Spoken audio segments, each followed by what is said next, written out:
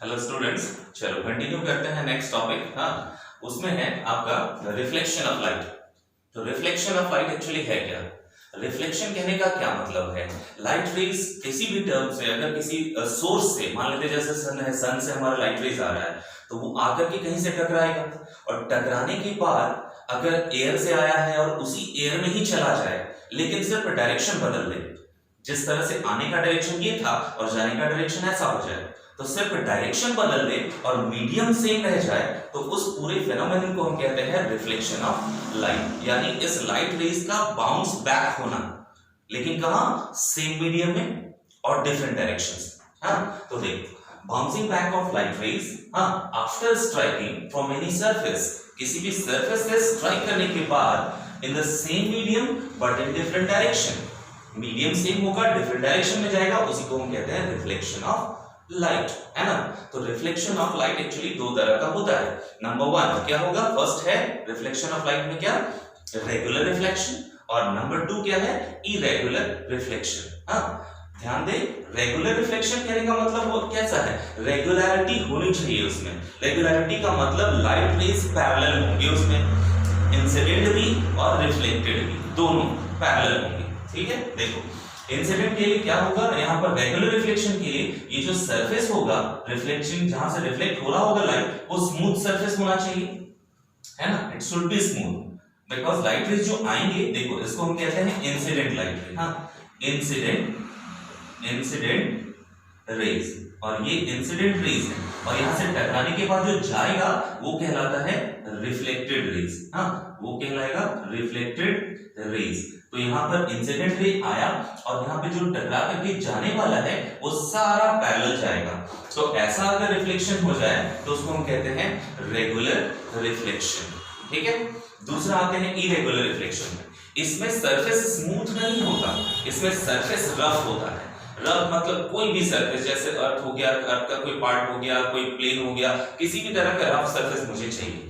तो उस सरफेस को अगर हम जूम करते हैं तो ऐसे दिखाई देगा। ठीक है, तो उस रफ सरफेस में किसी भी हालत में देखो लाइट रेज तो पैरेलल आ रहे हैं, इंफिनिटी से सोर्स से, यहाँ सोर्स से लाइट रेज तो आ रहे हैं, लेकिन जो आने के बाद जो यहाँ से स्ट्राइक करेंगे, तो स्ट्राइक करने के बाद देखो यहाँ पर से ये इधर चला गया, यहाँ से देखो ये इधर चला गया, यहाँ से ऐसे चला गया। तो हर कंडीशंस में देखो ये लाइट रेज पैरेलल नहीं है। हाँ, पैरेलल कब होंगे? रेगुलर रिफ्लेक्शन में। लेकिन अगर इरेगुलर रिफ्लेक्शन है तो लाइट रेज भी रिफ्लेक्ट होने के बाद इरेगुलरली इधर उधर जाएंगे। हाँ, तो उनको हम कहते हैं इरेगुलर रिफ्लेक्शन। ठीक है, चलो अब नेक्स्ट टॉपिक आते हैं जो इस रिफ्लेक्शन में पढ़ना है मुझे, वो कहलाता है लॉज ऑफ रिफ्लेक्शन, है ना। लॉज ऑफ रिफ्लेक्शन, तो लॉ क्या होता है? हाँ, लॉ क्या होता है? देखो दो लॉ है रिफ्लेक्शन के। तो सबसे पहले मैंने क्या देखा कि एक सरफेस मैंने मान लिया, इस सरफेस में क्या है? निचला पार्ट कलर्ड पार्ट है। अब इसमें देखो ये इंसिडेंट रे है, एक रे आ रहा है किसी सोर्स से, है ना। मान लेते हैं यहाँ सन है, तो सन से जो लाइट रेज आया, ठीक है, वो हमारा यहाँ है। तो ये सन से लाइट रे आया, एक ही लाइट रे लिए है, हालांकि हो सकता है बहुत सारे रेज, ऐसे बहुत सारे रेज आ सकते हैं इनफिनिटी। हाँ, लेकिन मैंने एक कंसीडर किया है। और ये जो लाइट रे है वो ऐसे चला गया, तो ये जो जाने वाले लाइट रेज हैं जो यहाँ से आ रहे हैं उनको मैंने कहा इंसिडेंट रे।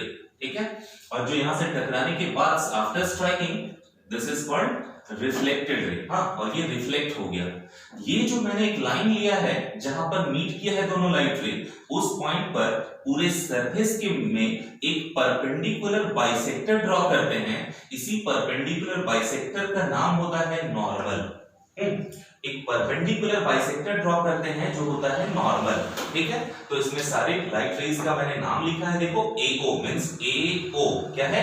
Incident ray. देखो OB क्या है? रिफ्लेक्टेड रे है। N डैश क्या है? नॉर्मल है ना। AON क्या है? इंसिडेंट एंगल है ना। BON क्या है? रिफ्लेक्टेड एंगल है। या तो एंगल ऑफ रिफ्लेक्शन भी बोल सकते हैं, इसको एंगल ऑफ इंसिडेंस भी बोल सकते हैं। ठीक है, तो ये हमारे एंगल। ध्यान रहे, यहाँ एक पॉइंट मिस करता है बच्चा।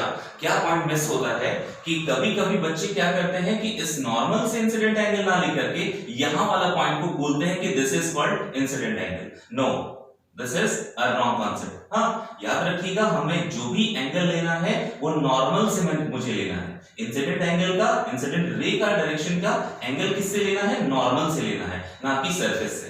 तो ये हमारा रॉन्ग हो जाएगा, तो ये नहीं होना चाहिए। ध्यान रहे, यहां भी वही चीज, नॉर्मल से मुझे रिफ्लेक्टेड रे का एंगल देखना है ना।